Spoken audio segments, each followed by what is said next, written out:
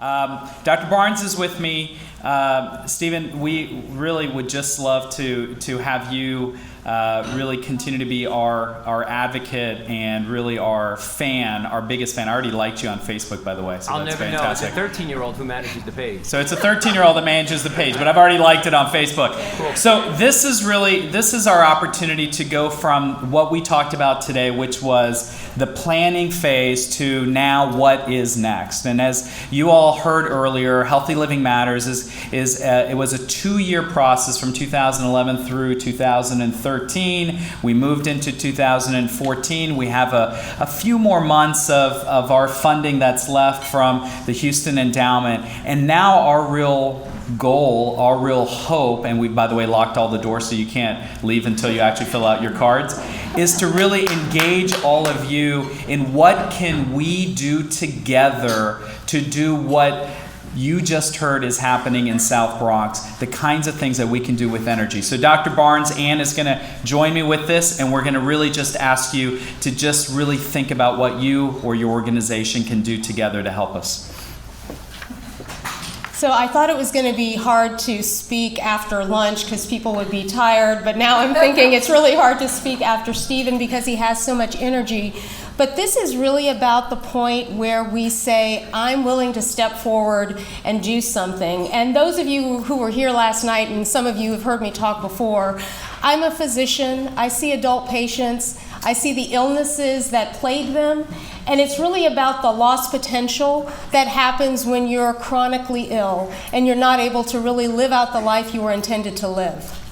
We don't want to see our children start in that place, start behind the 8 ball because they're sick, they're missing school, going to doctor's appointments, their parents are missing work, they're growing up with knowledge they gain from school but are so sick they're not actually able to do what they need to do to make our community vibrant.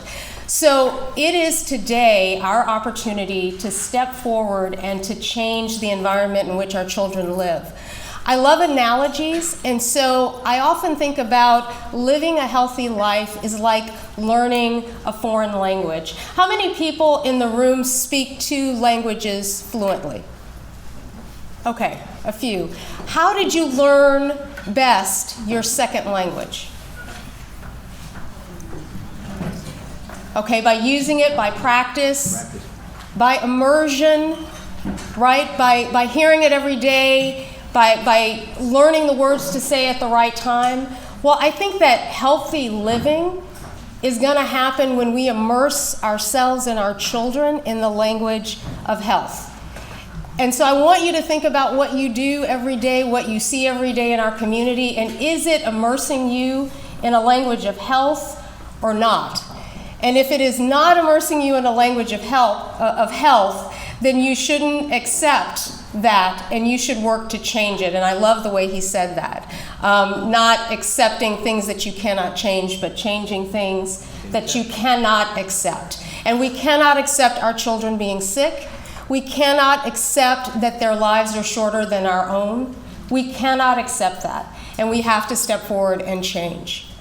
Now, I'm going to ask you to do something with me. I watched Steve's TED Talk, and there was another TED Talk that really moved me and inspired me, and so I'm going to ask you to join with me in doing this. So I don't know how many of you are familiar with, I'm going to move from the mic a little bit, familiar with the power stance?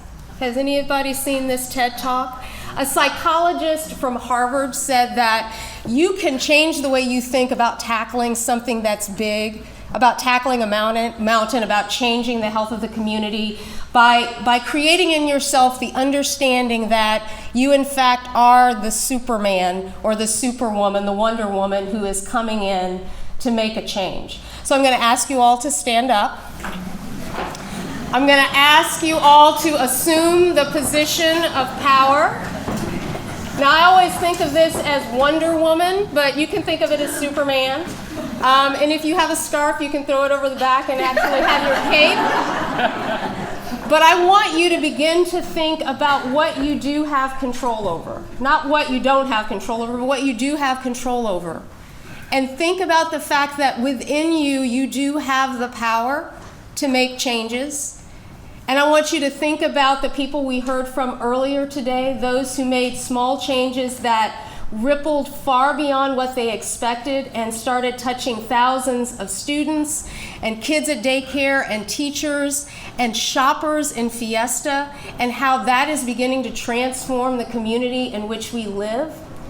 And I want you to think about that small seed that you can begin to plant and how that is going to grow and is going to make this community very different than where we are today. It's going to make this community the community that could and should be, and it's going to grow our children into being fantastic, healthy, productive citizens, and we're going to be proud about Houston, and that healthy living matters to us. Thank you. I want you to grab your commitment card. Thank you. I want you to grab your commitment card and start to reflect now that you're Superman and Wonder Woman. And I want you to begin to think about how you're going to express that commitment to changing our community. Fantastic. Thank you, Anne. It's very much about what the folks in the room. You represent the movers and shakers. You represent the folks that really can see change in our community. We heard Vivian earlier. Raise your hand. Our 10th grader who did an exercise this morning with us. She probably the most nervous person at breakfast this morning, and was the most fantastic advocate for health. And what did you say? Healthy living does matter. There you go. Healthy living does matter. So this is really an opportunity for us to really think about what are the kinds of things that we can commit to. And so we do ask you to take the card. And so this is now the active step of pulling out a pen. There's some on the table. There's some on the table. All right, we're gonna actually take a 30 seconds. I'm gonna actually let you guys lift up your card, look at it. Yeah, it's nice and colorful. Yeah, that's the colorful card. Don't confuse it with the napkin. This is the card, yes. And if you look at the card, it says contact information, so we want to know who you are.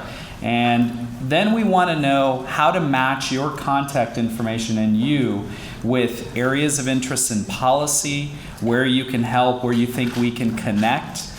And certainly commitment. And commitment can be resources, financial resources, other kinds of resources, but your time and really your energy and really getting everybody to continue to work on the next years and lifetimes of generations that are ahead of us. And so if you can take that time to mark a few things, we certainly have advocacy and outreach and taking personal responsibility. I'm going to just pause while you guys think it through. Choose the policy level, your area of interest, even the specific policy. Stephen just wrote something. I'm very excited. Hopefully it's more than just the fact that he liked my Facebook page. I'm happy to come back and do a massive teacher and principal training. I'm happy to come back on my own time and donate a garden and show you how to do it. As long as it's out during the school day, so it has to be on vacation or. So I don't know if you all heard that. Stephen, can you say that again to the mic?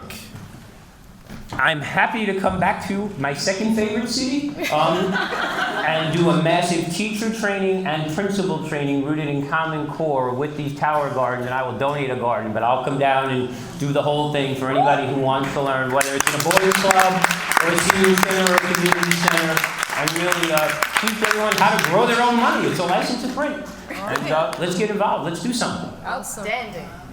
Fantastic.